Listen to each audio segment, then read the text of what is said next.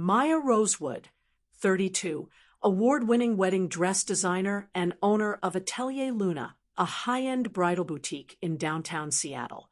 The scissors felt cold against my palm as I held them above the ivory silk, my hand trembling just enough to catch the afternoon light streaming through the studio windows. 10 years of building this reputation, 10 years of brides trusting me with their most important day, and now I was about to destroy a $12,000 gown because I couldn't stop my fingers from shaking. The scent of jasmine from the bouquet samples mixed with the sharp metallic tang of fear in my mouth. Outside, Seattle's autumn rain drummed against the glass like impatient fingers, but all I could hear was my sister's voice from this morning. Maya, please. I know what I did was unforgivable, but I'm desperate. Before I go further, tell me in the comments where you're watching from, and if you're hooked already, a like and subscribe will keep these stories coming. The silk whispered as I set the scissors down. My reflection multiplied in the mirrors surrounding my cutting table. Sophia had stood in this exact spot 3 hours ago, her designer heels clicking against the hardwood floor I'd refinished with my own hands, wearing a confidence that didn't quite reach her eyes. She'd aged well, better than me, probably, but there was something hollow about the way she held herself, like a beautiful vase with hairline cracks. You look successful, she'd said, running her manicured fingers along the antique sewing machine that had belonged to our grandmother. The same grandmother who'd taught us both to sew in her cramped apartment above the bakery back when Sophia and I shared everything, dreams, clothes, secrets. Back when I trusted her. I'd been arranging white roses in a crystal vase, the thorns pricking my fingers as I tried to keep my hands busy. The pain felt good, honest. What do you want, Sophia? She'd laughed then, that musical sound that used to make me feel like we were conspirators against the world. Now it just sounded practiced. Can a sister visit? It's been, 3 years since Mom's funeral. 3 years, 2 months, and 16 days. Not that I was counting. The studio had felt smaller with her in it, like the walls were closing in. My sanctuary, with its exposed brick walls lined with sketches, bolts of fabric arranged by color and texture, and the soft classical music that usually calmed my nerves, suddenly felt invaded. The scent of her perfume, something expensive and floral, clashed with the familiar smell of cotton and silk that usually comforted me. I saw the article in Bride's magazine. She continued, picking up one of my design sketches. Maya Rosewood, the dress whisperer. They said you can make any woman feel like a princess on her wedding day. The irony wasn't lost on me. The woman who'd stolen my chance at feeling like a princess was now praising my ability to create that feeling for others. I'd turned away from the roses, finally meeting her eyes. They were the same green as mine, the same green as our mother's, but where mine held wariness, hers held something that looked almost like desperation. Sophia, what do you really want? She'd set down the sketch, a design for a mermaid gown with hand-sewn pearls, and for a moment, her mask had slipped. I saw the sister I'd once known, the one who'd braided my hair before school and snuck me cookies from the kitchen when Dad was having one of his episodes. I'm getting married, she'd whispered. The words hit me like a physical blow. I'd gripped the edge of the cutting table, the smooth wood grain rough against my suddenly sweaty palms. Congratulations. Maya, you need to leave. The words came out sharper than I'd intended, but I couldn't help it. The memory was rising like bile in my throat. Sophia walking down the aisle in the dress that should have been mine. The dress she'd bought with the $3,000 I'd saved working double shifts at the diner. Money I'd hidden in our shared jewelry box because I trusted her with everything. Please, just listen. No. I'd moved toward the door, my bare feet silent on the floor. You made your choice 10 years ago. Live with it. But she'd followed me, her heels sharp against the wood. I can't afford a dress, Maya. Marcus lost his job, and we've been living off credit cards. The wedding is in 6 weeks, and I have nothing. Nothing. I'd stopped then, my hand on the door handle. The rain outside had grown heavier, and I could smell the petrichor mixing with the jasmine and silk, then postpone the wedding. I can't. Her voice had cracked. I'm pregnant. The admission hung in the air between us like a blade. I turned slowly, taking in the slight curve of her belly beneath her fitted dress, the way her hand unconsciously rested there. How far along? For months. She'd looked down at her feet. Maya, I know I don't deserve your help. I know what I did was unforgivable. The word came out flat, emotionless. You stole from me, Sophia. You stole my wedding fund and used it to buy yourself a dress for your own wedding. You didn't just take my money, you took my dreams. I was young and stupid, and you were 22, old enough to know better. The silence stretched between us, filled only by the rain and the distant sound of traffic. I'd studied her face, looking for some sign of the sister I'd once loved more than anyone in the world. She was still beautiful. Sophia had always been the pretty one, the charming one, the one everyone loved instantly. But there were lines around her eyes now, and her smile seemed forced. I'll pay you back, she'd said finally. Every penny, with interest. I just need. You need me to design and create a custom wedding gown in 6 weeks, for free, for the sister who betrayed me in the worst possible way. I'd shaken my head. Do you have any idea what my dresses cost, Sophia? What my time is worth? She'd flinched. I know it's a lot to ask. It's everything to ask. Now, alone in my studio with the rain still falling and the scent of jasmine turning cloying in the humid air, I stared at the half-finished gown on my dress form. Mrs. Chen's daughter's wedding dress, due next week. The beadwork alone had taken 40 hours, each crystal placed by hand in a pattern that caught the light like stars. I picked up my phone, Sophia's number still displayed on the screen from when she texted me her measurements an hour after leaving. Just numbers, bust, waist, hips, height, as if I'd already agreed to help her. The audacity should have made me angry. Instead, it made me remember the night before my own wedding that never happened, when I discovered the empty jewelry box and found Sophia's note. Borrowed the money. Will pay you back. Promise. Love you. S. I'd called off the engagement the next day. How could I marry David when I couldn't even afford the dress I'd dreamed of since I was 12? How could I start a marriage built on the foundation of my sister's betrayal? My finger hovered over Sophia's contact. One call, and I could tell her no. One call, and I could close this chapter forever. Instead, I found myself scrolling through my contacts until I reached a name I hadn't called in years. David Chun, Mrs. Chen's son, my former fiancé. The phone rang once, twice.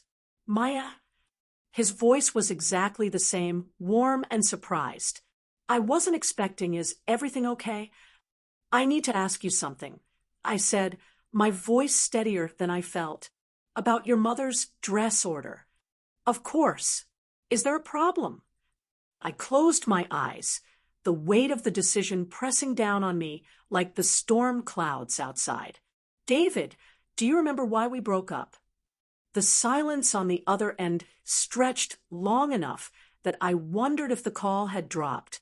When he finally spoke, his voice was careful. Your sister took your wedding fund, and you said I was being dramatic, that it was just money. Maya, that was 10 years ago. She's back. The words tumbled out before I could stop them. She wants me to make her a wedding dress. For free.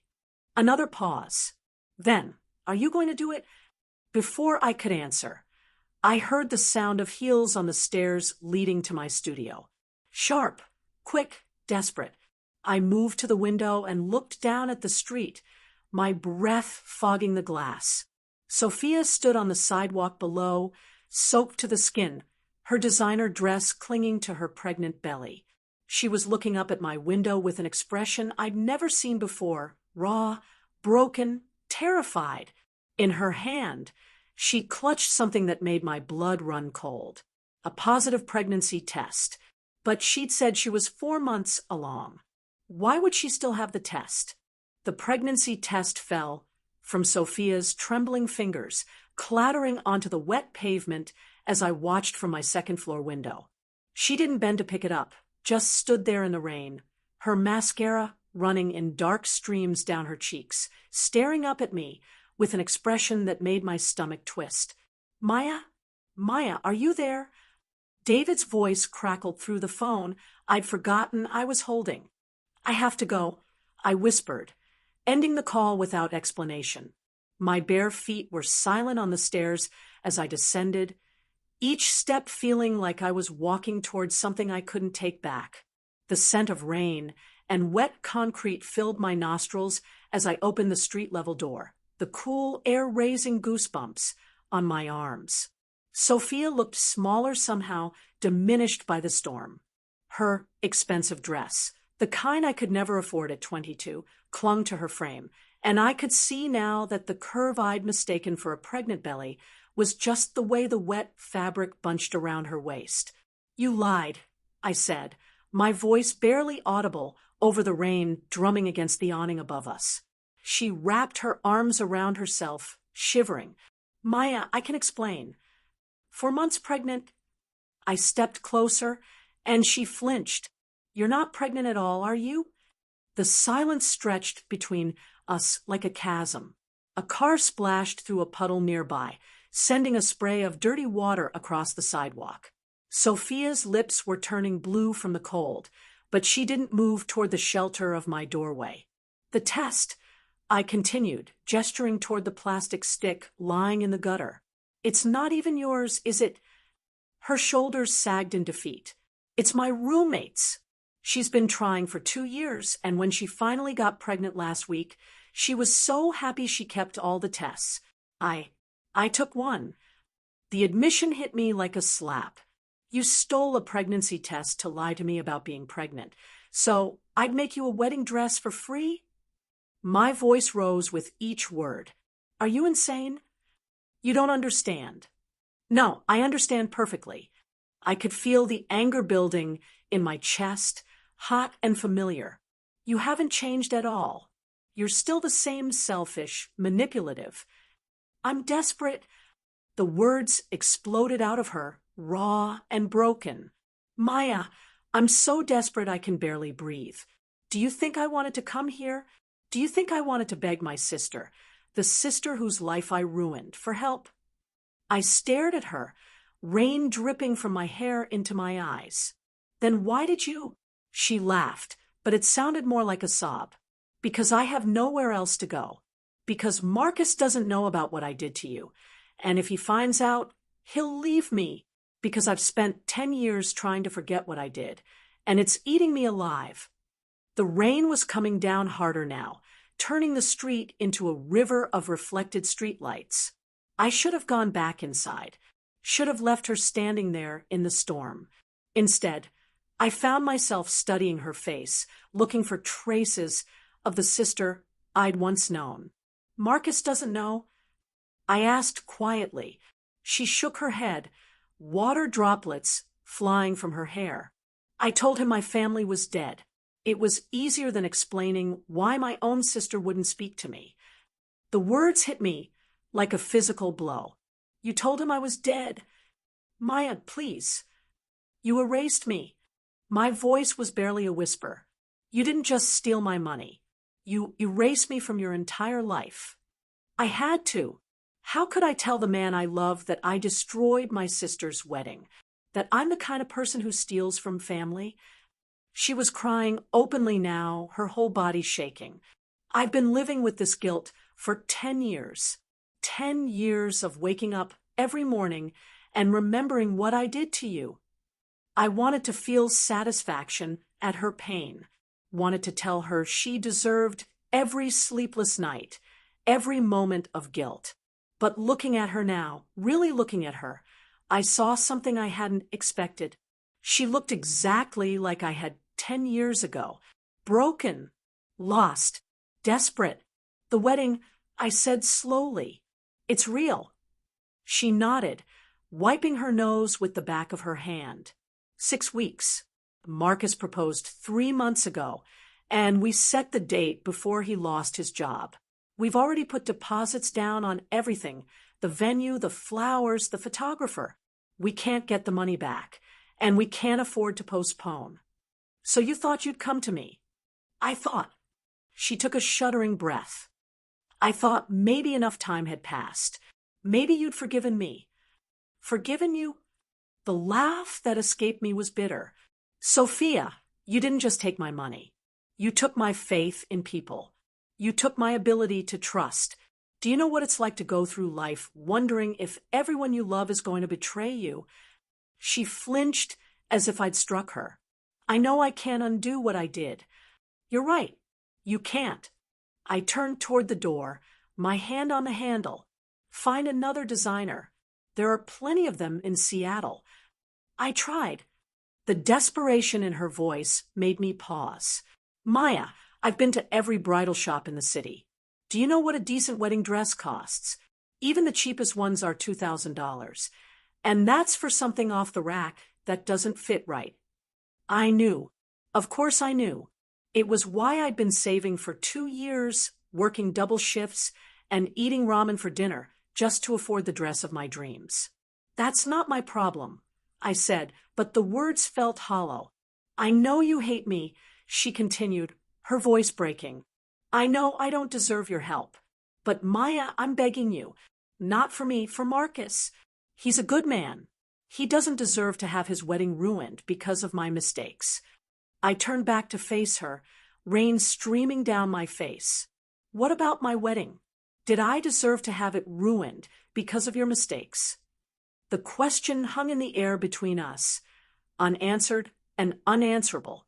Sophia's face crumpled, and for a moment she looked exactly like she had when we were children, and she'd broken one of Mom's vases, sorry and scared, and hoping someone would fix it for her.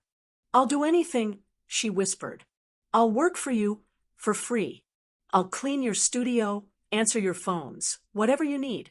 I'll sign a contract saying I'll pay you back every penny with interest. Stop.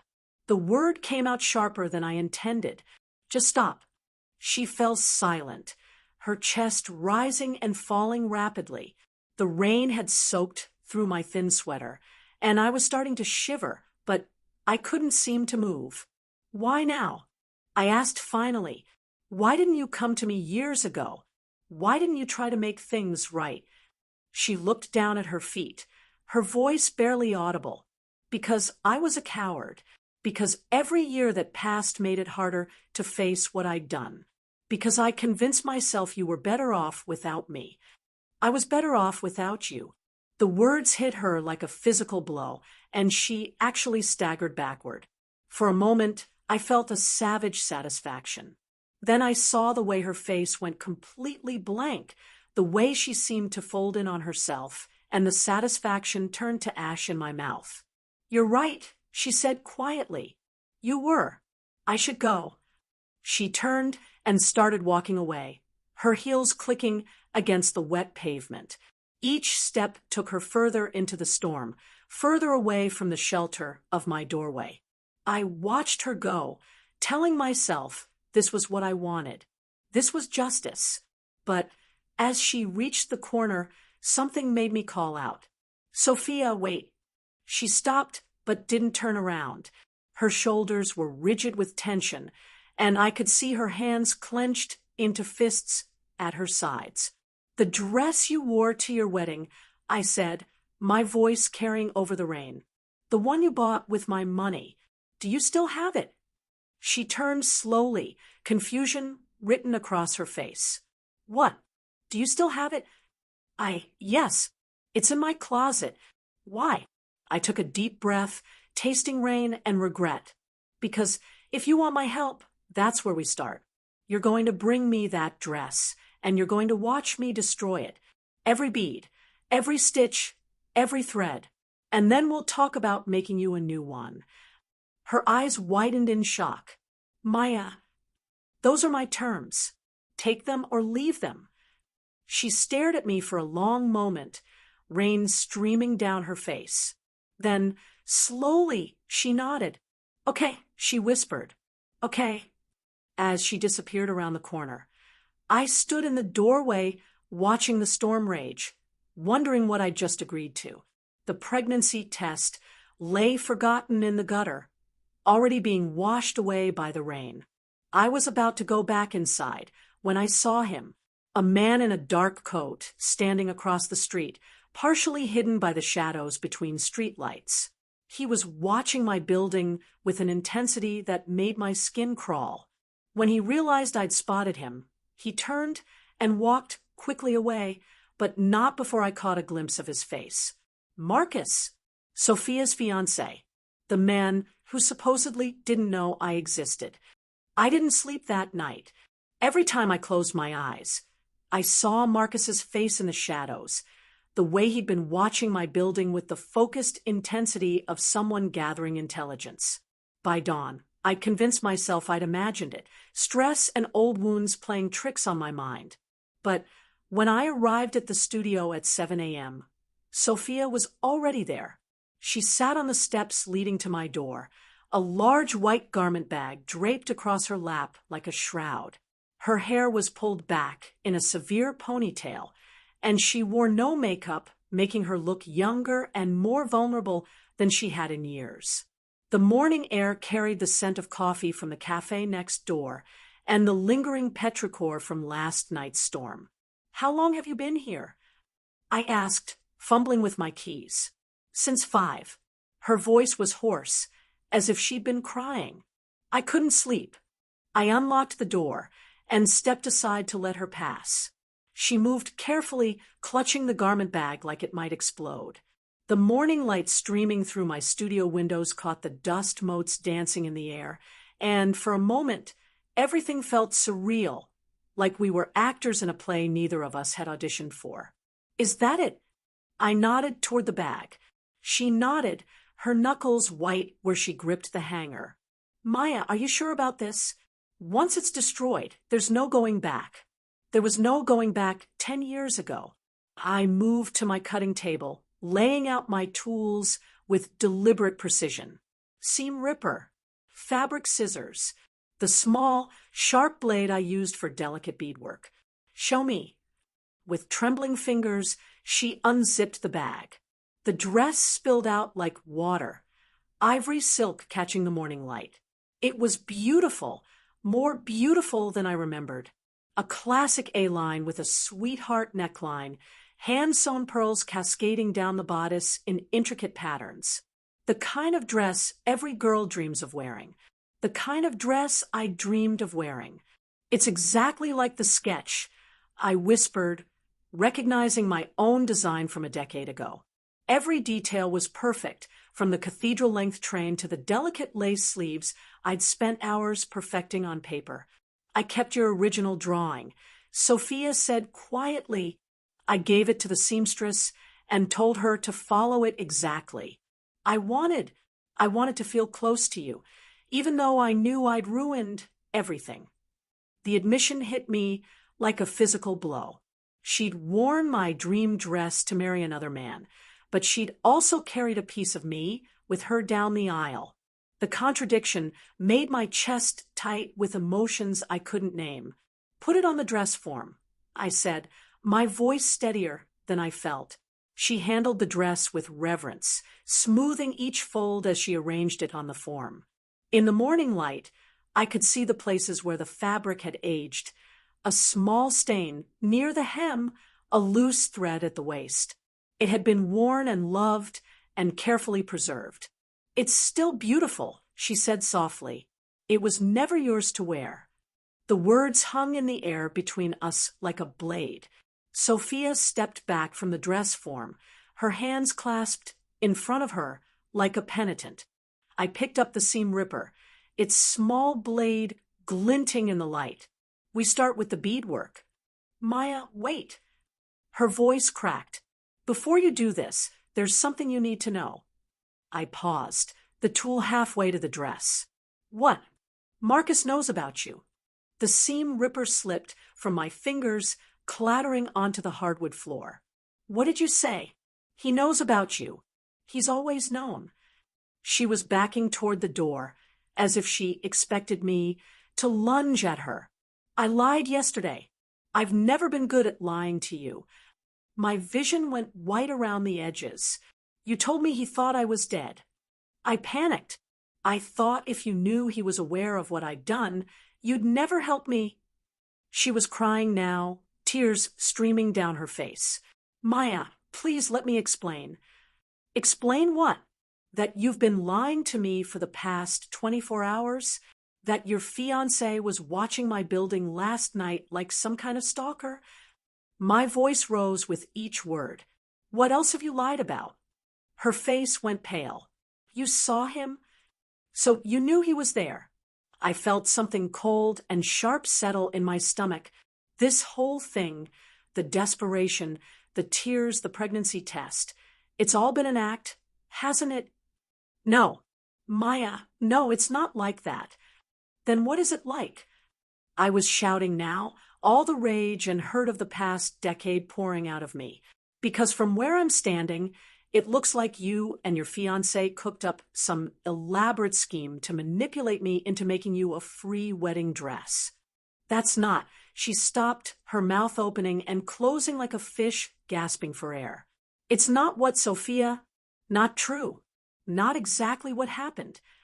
I grabbed the fabric scissors from my table, their weight solid and reassuring in my hand. You know what? It doesn't matter, because I'm done.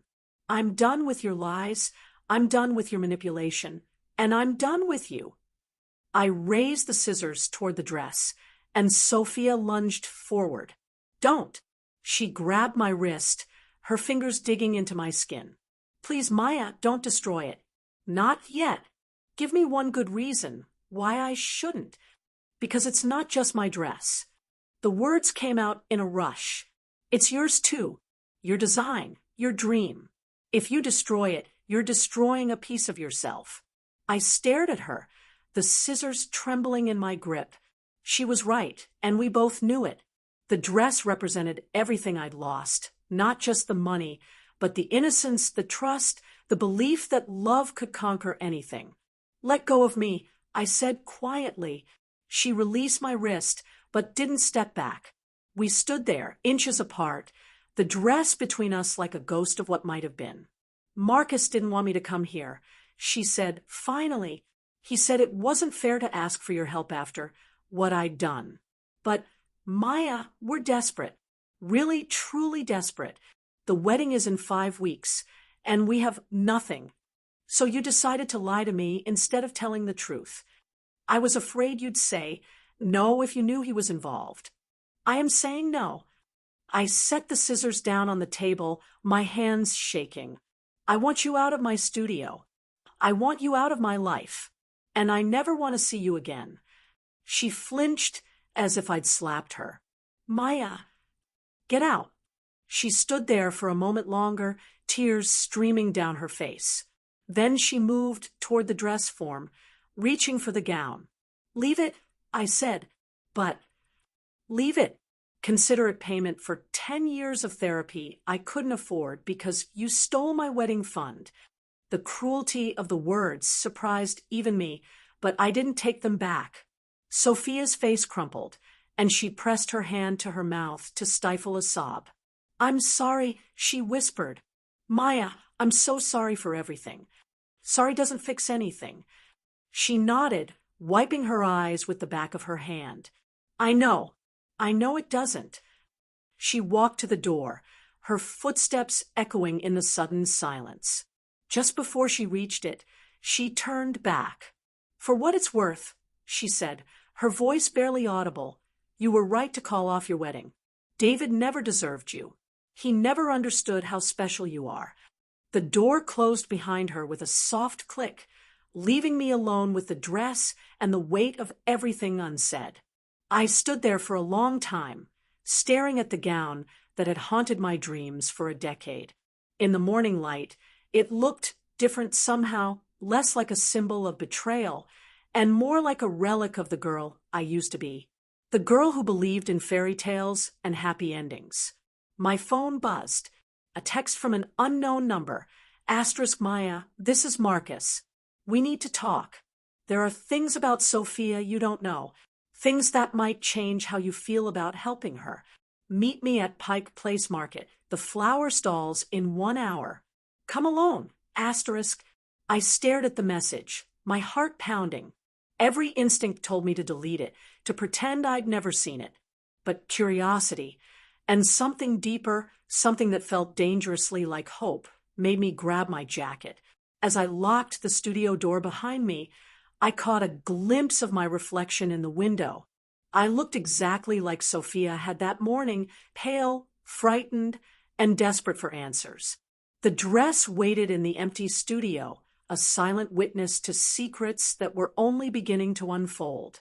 I had no idea that by the time I returned, everything I thought I knew about my sister would be turned upside down. And the man waiting for me at Pike Place Market wasn't Marcus at all. The flower stalls at Pike Place Market buzzed with morning activity, vendors arranging bouquets while the scent of fresh blooms mixed with salt air from the sound. I stood near the dahlia display, checking my phone for the third time. Marcus was late. Maya. I turned, expecting to see Sophia's fiancé, but instead found myself face to face with a woman I didn't recognize. She was older, maybe 50, with graying hair and kind eyes that seemed familiar somehow. I'm sorry.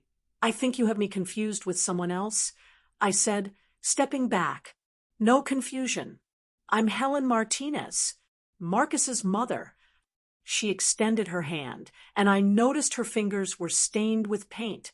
I sent that text from his phone. My blood ran cold. Where's Marcus? At work. He doesn't know I'm here. She gestured toward a small cafe tucked between the flower stalls. Please, Maya, give me 10 minutes. There are things about Sophia you need to know. Against my better judgment, I followed her to a corner table. Helen ordered coffee for both of us, her movements deliberate and calm. When she finally spoke, her voice was gentle but firm. Sophia didn't steal your wedding money. The words hit me like a physical blow. Excuse me? She didn't steal it. She borrowed it, yes, but not for herself. Helen reached into her purse and pulled out a manila envelope. She borrowed it for me. My hands shook as I opened the envelope. Inside were medical bills, dozens of them, all dated 10 years ago. Helen Martinez. Chemotherapy treatments. Radiation therapy. Surgery. I don't understand. I whispered. I had breast cancer. Stage 3. Marcus was 24, working 2 jobs to pay for college, and I was a single mother with no insurance. Helen's voice was steady, but I could see the pain in her eyes. The treatments were going to cost $30,000. Money we didn't have. I stared at the bills, my mind reeling, but Sophia only took $3,000. She took $3,000 from you. She also emptied her own savings, sold her car, and worked 3 jobs for 6 months to help pay for my treatment. Helen leaned forward, her eyes intense. Maya, your sister saved my life. The cafe seemed to spin around me. Why didn't she tell me? Because I made her promise not to. I was ashamed, proud, stubborn, all the things that nearly killed me. Helen's voice cracked. I told her if she breathed a word to anyone, I'd refuse treatment. I didn't want to be anyone's charity case. But my wedding. She was going to pay you back before your wedding. She had it all planned out. But then I had complications, needed additional surgery, and she had to choose between your dress and my life. Helen reached across the table and took my hand. She chose my life, Maya, and she's been carrying the guilt ever since. I pulled my hand away, my mind racing. That still doesn't excuse, doesn't it? Helen's voice was sharp now. Tell me, Maya, if it had been your mother dying, what would you have done? The question hung in the air between us like a challenge. I thought about my own mother, about the lengths I would have gone to save her. The answer came without hesitation. Anything, I whispered. Exactly. Helen sat back, her expression softening. Sophia made an impossible choice, and she's been punishing herself for it ever since. Do you know she visits my grave every year on the anniversary of your canceled wedding? Your grave. My heart stopped. You're dead. Helen's face went pale. Oh God, she doesn't know. Know what? The cancer came back 2 years ago. I've been in remission for 8 months, but she trailed off, seeing my expression. Maya, Sophia thinks I died. I told Marcus not to tell her because I didn't want her to feel guilty again. I didn't want her to think she'd saved me for nothing. The world tilted sideways. She thinks the woman she sacrificed everything for is dead, and she thinks it's her fault. She thinks if she hadn't stressed me out with guilt over what she did to you, the cancer wouldn't have returned. Helen was crying now, tears streaming down her weathered cheeks. Maya, my son is marrying a woman who's been carrying the weight of 2 deaths, yours metaphorically and mine literally.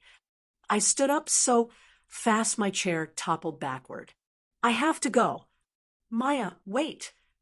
But I was already running, pushing through the crowd of tourists and vendors, my heart pounding against my ribs.